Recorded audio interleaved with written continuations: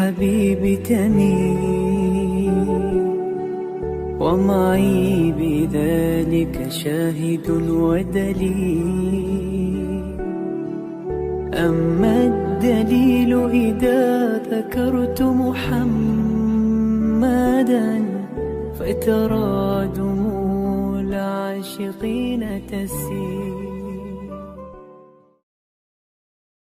Assalamualaikum warahmatullahi wabarakatuh.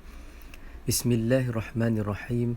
Allahumma aftah alaina hikmataka wanshur alaina min khazaini rahmatika ya arhamar rahimin. Rabbi shrah li sadri wa yassir li amri wahlul 'uqdatam min lisani yafqahu qawli. Amin. Pada kali ini kita akan mempelajari mata pelajaran akidah. InsyaAllah pada mata pelajaran akidah pada kali ini, untuk tahun 4 kita akan mempelajari rukun iman yang terakhir, iaitu beriman kepada qada dan qadar. Apa itu qada dan apa itu qadar? Kita akan mempelajari tentang beriman kepada qada dan qadar. Okey. Sebelum itu kita tengok dulu pada akhir pelajaran ini. Okey, semua tengok. Untuk semua pelajar boleh buka pada muka surat 7 dalam buku teks ataupun buku sumber kafar. Muka surat 7. Pada akhir pelajaran ini, murid akan dapat menyatakan pengertian beriman kepada qada dan qadar. Kemudian dapat menyatakan hukum beriman dengan qada dan qadar. Menghafaz dalil naqli beriman kepada qada dan qadar, dan maksudnya dalil naqli ini ialah dalil daripada Al-Quran ataupun As-Sunnah, daripada hadis. Kemudian menyebut kesan daripada beriman dengan qada dan qadar. Menyenarai contoh qada dan qadar. Kita akan mengetahui beberapa perkara untuk selepas kita mempelajari pelajaran beriman kepada qada dan qadar. Okay, seterusnya pengertian qada. Apa itu qada? Okey, semua tengok di dalam buku teks. Qada ialah ketentuan sesuatu perkara yang telah, sedang atau akan berlaku ke atas seseorang. Kesemuanya telah ditentukan oleh Allah Subhanahu wa Ta'ala sejak azali. Contohnya ketentuan rezeki, rupa paras dan umur seseorang. Okey. Qada itu apa dia?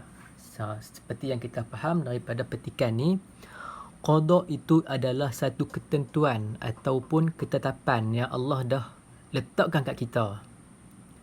Perkara yang Allah dah tentu kat kita dah.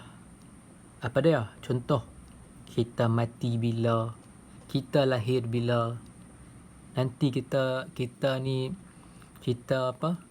umur kita nanti umur berapa kita boleh mati, rezeki kita banyak mana nanti. Yang tu semua Allah dah tetapkan. Yang itulah qada yang Allah dah tetapkan sejak azali. Sejak azali tu apa dia? Sejak azali tu, sejak daripada kita ni tak ada lagi dekat dunia ni, Allah dah tetap dah benda tu. Allah dah tetap siap-siap dah menyentuh kita. Itulah ketetapan Allah. Kita memang tak boleh nak buat apa. Kita perlulah beriman dengan dia. Apa-apa yang Allah telah tetapkan kepada kita. Contohnya ketentuan rezeki. Rezeki nanti ni kita besar nanti, ataupun kita masa periksa nanti, kita ni Allah dah tetap dah kat kita. Pada kali ini kita, prestasi kita teratur sahaja. Yang itulah kita telah ditetapkan oleh Allah. Contohnya kita nanti bila kita kerja, kita diberikan gaji kita banyak tu sahaja, dan Allah bagi rezeki kat kita banyak tu sahaja. Allah bagi dekat kita, contoh lagi, Allah bagi kat kita anak 2 orang sahaja. Jadi itu Allah dah tetapkan daripada azali lagi, Allah dah tetapkan. Kemudian rupa paras ni muka kita lah. Memang Allah dah tetapkan dari dulu, kita ni memang muka macam tu dah. Kita jangan duk ubah dah. Memang Allah dah letak dah muka kita macam tu. Kita perlulah redha dan beriman dengan qada Allah. Allah dah tetapkan semua dan kita tak boleh nak ubah ciptaan Allah. Kemudian umur seseorang, umur kita cukup, contohlah kita ni umur 20, Allah kata Allah dah tetapkan bahawa kita mati. Kita lahir pada tahun 2000 berapa, contoh 2005, dan Allah kata kita mati nanti tahun 2025 kita mati. Jadi itulah ketetapan yang Allah dah letakkan kat kita. Kita tak boleh nak ubah dah. Itu ketetapan. Okey. Penghayatan, tengok sikit bawah sikit. Penghayatan. Marilah kita bersyukur dengan nikmat yang Allah Subhanahu Wa Taala berikan. Jadi kita kena bersyukurlah apa yang Allah bagi. Ketentuan Allah banyak mana Allah yang tetapkan kepada kita. Kita kena bersyukur. Perjalanan waktu siang dan malam memberi banyak faedah kepada makhluk Allah Subhanahu Wa Taala. Okey.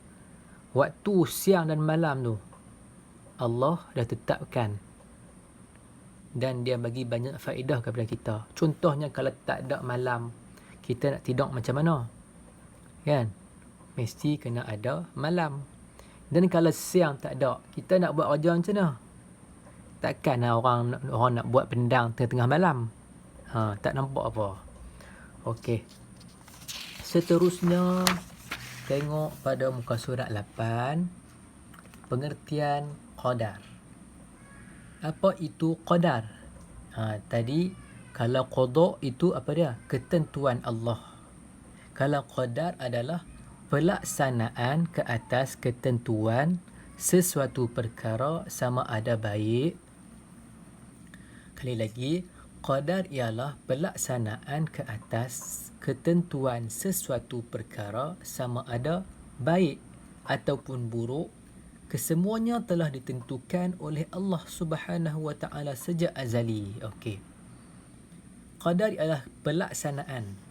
Jadi benda tu Allah laksanakan, Allah jadikan kat kita benda tu. Tadi tu Allah dah tetap kat kita dah. Bila benda tu jadi, tu nama dia qadar. Qada tu benda tu Allah tetapkan kat kita tapi tak jadi lagi. Tapi apabila benda tu dah jadi, Allah dah laksanakan, itulah namanya adalah qadar. Jadi dengan qadar ni pun kita kena beriman kepada dia. Kita tak boleh kata aku tak boleh terima, Allah bagi aku rezeki banyak ni, aku tak boleh terima, aku tak puas hati. Aku tak boleh terima hari ni Allah bagi aku aksiden, aku tak boleh terima. Padahal benda tu Allah dah tetapkan sebelum tu lagi. Allah kemalangan semua tu Allah tetapkan dah. Tapi bila Allah laksanakan dia, pada contoh kemarin dulu Allah bagi dia aksiden. Padahal Allah dah tetapkan dia lah untuk dia aksiden sebelum tu. Allah bagi dia aksiden. Itulah nama dia qadar. Kita tak boleh marah. Kita tak boleh marah kat Tuhan. Kita tak boleh marah Allah. Yang penting kita kena redha. Okey, contohnya kejadian sesuatu peristiwa seperti kemalangan. Kemalangan itu adalah qadar. Allah laksanakan.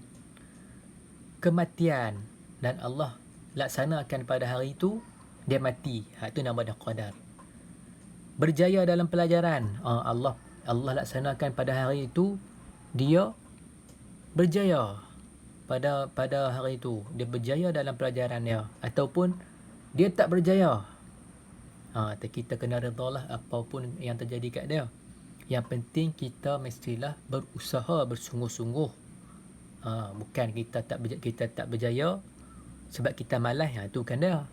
Kita mesti berusaha dulu, barulah kita serahkan semua kepada Allah. Kemudian sakit pun sama. Bila Allah bagi kat kita sakit hari ni kita demam, Itulah nama dia qadar. Allah dah laksanakan ketentuan kepada kita. Sebab pada hari itu Allah dah tetapkan dah bahawa kita memang akan sakit pada hari itu. Bila Allah laksanakan hari ini kita sakit, jadi nama dia adalah qadar. Mendapat pekerjaan yang baik, Allah dah tetapkan kepada kita untuk mendapat pekerjaan yang baik dan sebagainya. Okey. Kita tengok hadis yang mengatakan bahawa kita mesti beriman kepada qadar. Apa dia? Sabda Rasulullah sallallahu alaihi wasallam. Masih lagi pada muka surat 8 bawah. An tu'mina billahi wa malaikatihi wa kutubihi wa rusulihi wal yawmil akhiri wa tu'mina bil qadri khairihi wa syarrihi. Riwayat Bukhari dan Muslim.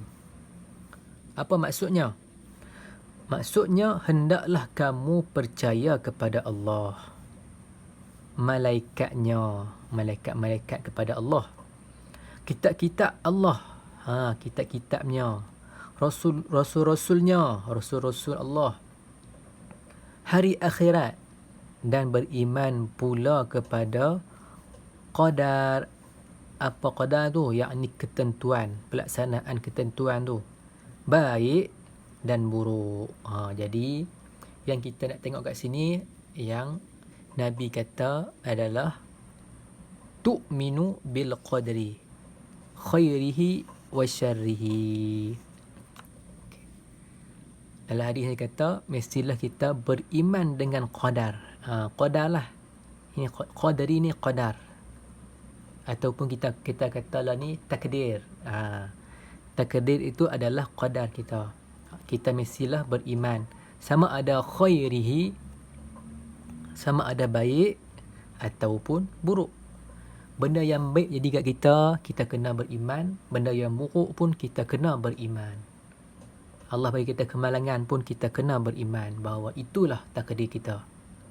Yang penting kita berusaha. Sebelum kemalangan tu kita kena berusaha.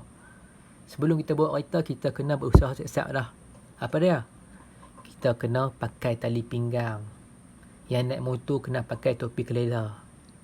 Itulah usaha kita untuk keselamatan. Jadi kalau Allah nak bagi aksiden juga, yang itu adalah takdir kita. Kalau kita berusaha siap-siap menjaga nyawa kita, kita pakai tali pinggang, kita pakai topi keleda ke, maksud kata kita selamatlah.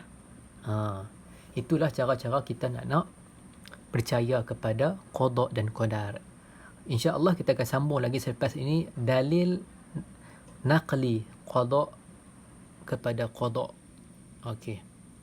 Kita jumpa lagi pada pengajian kita yang akan datang. Assalamualaikum warahmatullahi wabarakatuh.